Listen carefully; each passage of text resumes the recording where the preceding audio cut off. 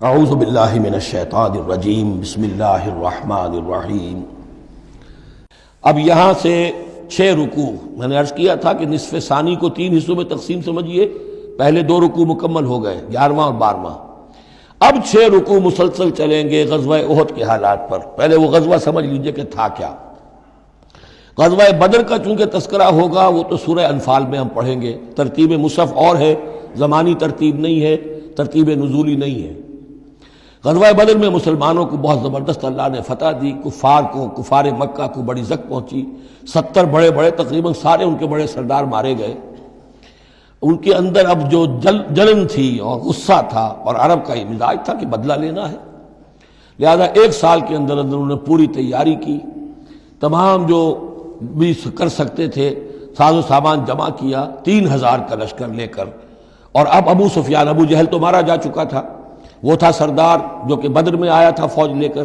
اب ابو سفیان جو ہیں وہ چونکہ بعد میں ایمان لے آئے، ان کے نام کو تو ہم ادب کے ساتھ ہی لیں گے، اب وہ سردار تھے اس وقت، اور وہ 3000 کا لشکر لے کر آئے، اور اس دفعہ وہ اتنا اہتمام کر کے آئے تھے کہ ہماری فتح یقینی ہے۔ اپنے بچوں کو، خاص طور پہ خواتین کو بھی ساتھ لے کر آئے، تاکہ ہمارے اندر غیرت رہے کہ ہماری عورتیں بھی ساتھ ہیں، اگر کہیں میدان سے ہمارے قدم اکھڑ گئے تو ہماری عورتیں جو ہے وہ قبضے میں چلی جائیں گی مسلمانوں کے۔ تو ہند جو تھی، اس کی بیوی، ابو سفیان کی بیوی ہند، وہ بھی ایمان لے آئی بعد میں، لیکن عتبہ کی بیٹی تھی، اس کا باپ اور بھائی عتبہ ابن ربیعہ، اور چچا اس کا اور بھائی، یہ 3 جو ہیں بدر میں قتل ہو چکے تھے، مسلمانوں کے ہاتھوں واصل جہنم ہو چکے تھے۔ تو ہند کے سینے کے اندر بھی انتقام کی آگ تھی۔ باقی تو یہ کہ کوئی گھر بچا ہی نہیں تھا مکے کا جن کا کوئی نہ کوئی آدمی مارا نہ گیا، اور 70 آدمی مارے گئے تھے۔ اب یہ جب لوگ آئے ہیں تو ادھر حضور نے مشورہ کیا صحابہ سے کہ کیا کرنا چاہیے، لشکر آ گیا 3000 کا۔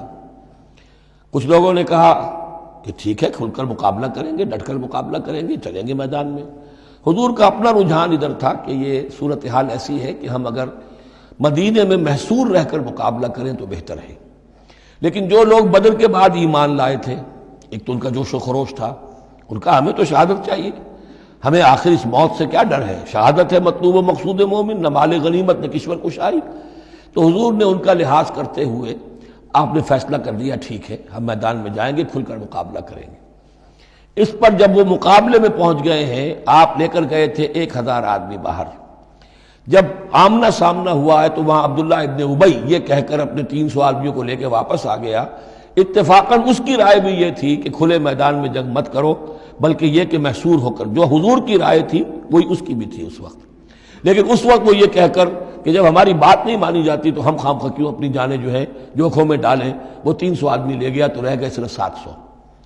ان 700 میں سے بھی 2 گھرانے ایسے تھے، بنو حارثہ بنو سلمہ، ان کے قدم بھی تھوڑی دیر کے لیے ڈگمگائے، لیکن پھر ان کو اللہ تعالیٰ نے حوصلہ دیا اور وہ جم گئے، وہ 300 چلے گئے۔ اس کے بعد اللہ نے وعدہ کیا ہوا تھا مدد کا، جنگ ہوئی، مدد آئی اور اللہ نے فتح دے دی۔ لیکن وہ ایک درہ تھا مسلمانوں کی پشت پر پہاڑ میں۔ حضور کو اندیشہ تھا کہ ایسا نہ ہو کہ وہاں سے ہم پر حملہ ہو جائے، تو 2 طرف سے ہم چکی کے پاٹ کے درمیان، 2 پاٹوں کے درمیان آ جائیں۔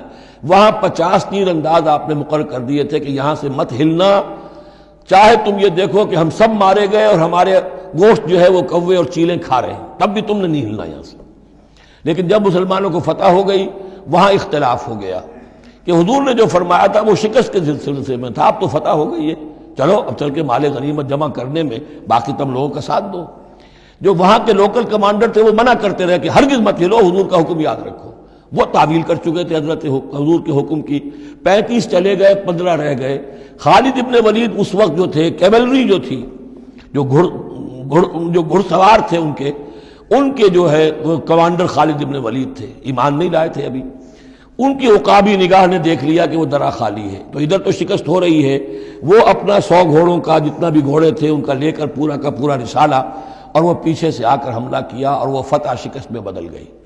70 صحابہ شہید ہو گئے، حضور بھی زخمی ہو گئے، دندان مبارک شہید ہوئے، خون اتنا گیا کہ یہ بھی مشہور ہو گیا، کیونکہ بے ہوشی طاری ہو گئی تھی کہ حضور کا انتقال ہو گیا ہے۔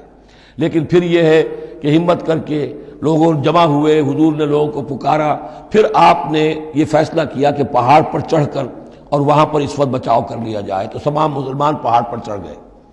اب موقع یہ تھا ان کے لیے، ابو سفیان اور دوسری طرف جو یہ ان کے ساتھی جو کیولری کے سردار تھے خالد ابن ولید، ان میں اختلاف ہو گیا۔ خالد ابن ولید کا کہنا یہ تھا کہ ان کا پیچھا کرو اور ختم کر کے ہی چلو، یہاں سے پہاڑ پر چڑھو۔ ابو سفیان نے کہا نہیں، یہ بہت خطرے کی بات ہے، وہ اونچائی پر ہے، اوپر سے پتھر پھینکیں گے اور ہمارے گھوڑوں کا بھی نقصان ہوگا، ہمارا بھی ہوگا، اب ہم نے بدر کا بدلہ لے لیا ہے، اب ہم چلتے ہیں۔ وہ وہاں سے چلے گئے۔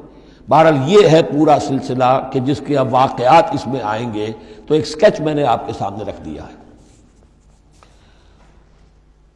وَإِذْ غَدَوْتَ مِنْ أَهْلِكَ تُبَوِّئُ الْمُؤْمِنِينَ مَقَاعِدَ لِلْقِتَالِ، اور یاد کریے اے نبی صلی اللہ علیہ وسلم، جب کہ آپ صبح کو اپنے گھر سے نکلے تھے، اپنے حضرت عائشہ صدیقہ کے حجرے سے آپ برآمد ہوئے تھے، تُبَوِّئُ الْمُؤْمِنِينَ، اور آپ لوگوں کو مقاعد للقتال، آپ لوگوں کو ان کے مورچوں میں بٹھا رہے تھے، یعنی آپ جب صف بندی کر رہے تھے وہاں اور مورچے معین کر رہے تھے۔ واللہ سمیع علیم، اللہ سب کچھ سننے والا اور جاننے والا ہے۔ اذ ہمت طائفتان منکم ان تفشلا، جبکہ دو گروہ تم میں سے ایسے تھے اے مسلمانوں کہ وہ کچھ کمزوری انہوں نے دکھائی، نامردی کا مظاہرہ کیا، ان کے پاؤں لڑکھڑائے۔ واللہ ولیہما، حالانکہ اللہ تعالیٰ ان کا پشت پناہ تھا۔ وعلی اللہ فلیتوکل المؤمنون، اور اللہ تعالیٰ پر ہی توکل کرنا چاہیے اہل ایمان کو۔ جیسا کہ میں نے عرض کیا، یہ بنو حارثہ بنو سلمہ انصار کے دو گھرانے تھے، عارضی سی ان کے اندر کمزوری آئی، بر بنائے تب بشری، لیکن پھر وہ جم گئے۔